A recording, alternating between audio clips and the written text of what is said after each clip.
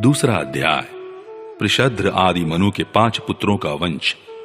श्री सुखदेव जी कहते हैं, परीक्षित, इस प्रकार जब सुद्युम्न तपस्या करने के लिए वन में चले गए, तब वैवस्वत मनु ने पुत्र की कामना से यमुना के तट पर 100 वर्ष तक तपस्या की।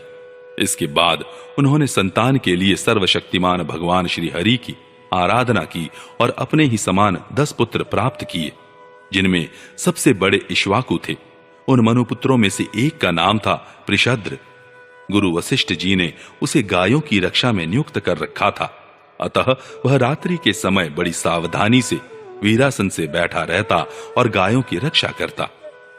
एक दिन रात में वर्षा हो रही थी। उस समय गायों के झुंड में एक बाघ घुस आया। उससे डरकर सोई हुई गौएं उठ खड़ी हुईं। वे गौशाला में ही इधर उधर भागने लगी। बलवान बाघ ने एक गाय को पकड़ लिया। वह अत्यंत भयभीत होकर चिल्लाने लगी। उसका वह क्रंदन सुनकर पृषद्र गाय के पास दौड़ आया। एक तो रात का समय और दूसरे घनघोर घटाओं से आच्छादित होने के कारण तारे भी नहीं दिखते थे। उसने हाथ में तलवार उठाकर अनजान में ही बड़े वेग से गाय का सिर काट दिया। वह समझ रहा था कि यही बाघ है। तलवार की नोक से बाघ का भी कान कट गया। वह अत्यंत भयभीत होकर रास्ते में खून गिराता हुआ वहां से निकल भागा। शत्रुदमन पृषद्र ने यह समझा कि बाघ मर गया, परंतु रात बीतने पर उसने देखा कि मैंने तो गाय को ही मार डाला है। इससे उसे बड़ा दुख हुआ। यद्यपि पृषद्र ने जानबूझकर अपराध नहीं किया था, फिर भी कुल पुरोहित वशिष्ठ जी ने उसे शाप दिया कि तुम इस कर्म से क्षत्रिय नहीं रहोगे, जाओ शूद्र हो जाओ। पृषद्र ने अपने गुरुदेव का यह शाप अंजलि बांधकर स्वीकार किया और इसके बाद सदा के लिए मुनियों को प्रिय लगने वाले नैष्ठिक ब्रह्मचर्य व्रत को धारण किया। वह समस्त प्राणियों का अहैतुक हितैषी एवं सबके प्रति समान भाव से युक्त होकर भक्ति के द्वारा परम विशुद्ध सर्वात्मा भगवान वासुदेव का अनन्य प्रेमी हो गया। उसकी सारी आसक्तियां मिट गईं, वृत्तियां शांत हो गईं, इंद्रियां वश में हो गईं। वह कभी किसी प्रकार का संग्रह परिग्रह नहीं रखता था। जो कुछ दैववश प्राप्त हो जाता उसी से अपना जीवन निर्वाह कर लेता। वह आत्मज्ञान से संतुष्ट एवं अपने चित्त को परमात्मा में स्थित करके प्राय समाधिस्थ रहता। कभी कभी जड़, अंधे और बहरे के समान पृथ्वी पर विचरण करता। इस प्रकार का जीवन व्यतीत करता हुआ वह एक दिन वन में गया। वहां उसने देखा कि दावानल धधक रहा है। मननशील पृषद्र अपनी इंद्रियों को उसी अग्नि में भस्म करके परब्रह्म परमात्मा को प्राप्त हो गया। मनु का सबसे छोटा पुत्र था कवि। विषयों से वह अत्यंत निष्प्रिय था। वह राज्य छोड़कर अपने बंधुओं के साथ वन में चला गया और अपने हृदय में स्वयं प्रकाश परमात्मा को विराजमान कर किशोर अवस्था में ही परम पद को प्राप्त हो गया। मनुपुत्र करुष से कारुष नामक क्षत्रिय उत्पन्न हुए। वे बड़े ही ब्राह्मण भक्त, धर्म प्रेमी एवं उत्तरापथ के रक्षक थे। धृष्ट के धार्ष्ट नामक क्षत्रिय हुए।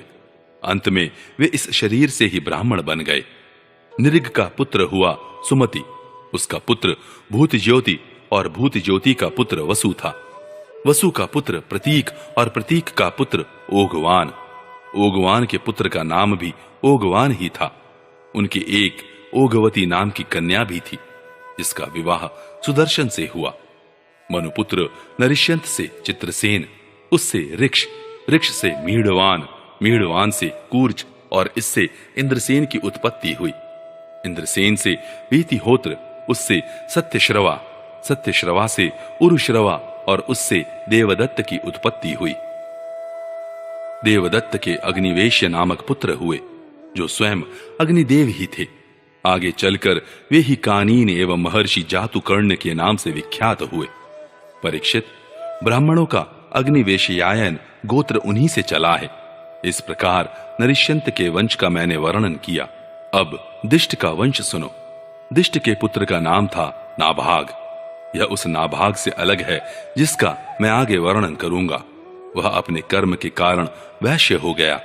उसका पुत्र हुआ भलंदन और उसका वत्सप्रीति। वत्सप्रीति का प्रांशु और प्रांशु का पुत्र हुआ प्रमति। प्रमति के खनित्र, खनित्र के चाक्षुष और उनके विवंशति हुए। विवंशति के पुत्र रंभ और रंभ के पुत्र खनिनेत्र दोनों ही परम धार्मिक हुए। उनके पुत्र करंधम और करंधम के अवीक्षित। महाराज परीक्षित अवीक्षित के पुत्र मरुत चक्रवर्ती राजा हुए। उनसे अंगिरा के पुत्र महायोगी सनवर्त ऋषि ने यज्ञ कराया था। मरुत का यज्ञ जैसा हुआ वैसा और किसी का नहीं हुआ। उस यज्ञ के समस्त छोटे बड़े पात्र अत्यंत सुंदर एवं सोने के बने हुए थे। उस यज्ञ में इंद्र सोमपान करके मतवाले हो गए थे और दक्षिणाओं से ब्राह्मण तृप्त हो गए थे। उसमें परसने वाले थे मरुदगण और विश्वदेव सभासद थे। मरुत के पुत्र का नाम था दम। दम से राज्यवर्धन, उससे सुधृति और सुधृति से नर नामक पुत्र की उत्पत्ति हुई। नर से केवल, केवल से बंधुमान, बंधुमान से वेगवान, वेगवान से बंधु और बंधु से राजा तृणबिंदु का जन्म हुआ। तृणबिंदु आदर्श गुणों के भंडार थे। अप्सराओं में श्रेष्ठ अलंबुषा देवी ने उनको वर्ण किया, जिससे उनके कई पुत्र और इडविडा नाम की एक कन्या उत्पन्न हुई। मुनिवर विश्रवा ने अपने योगेश्वर पिता पुलस्त्य जी से उत्तम विद्या प्राप्त करके इडविडा के गर्भ से लोकपाल कुबेर को पुत्र रूप में उत्पन्न किया। महाराज तृणबिंदु के अपनी धर्म पत्नी से 3 पुत्र हुए, विशाल, शून्य बंधु और धूम्रकेतु। उनमें से राजा विशाल वंशधर हुए और उन्होंने वैशाली नाम की नगरी बसाई। विशाल से हेमचंद्र, हेमचंद्र से धूम्राक्ष, धूम्राक्ष से संयम और संयम से 2 पुत्र हुए, कृशाश्व और देवज। कृशाश्व के पुत्र का नाम था सोमदत्त। उसने अश्वमेध यज्ञों के द्वारा यज्ञपति भगवान की आराधना की और योगेश्वर संतों का आश्रय लेकर उत्तम गति प्राप्त की। सोमदत्त का पुत्र हुआ सुमति और सुमति से जन्मेजय। ये सब तृणबिंदु की कीर्ति को बढ़ाने वाले विशाल वंशी राजा हुए।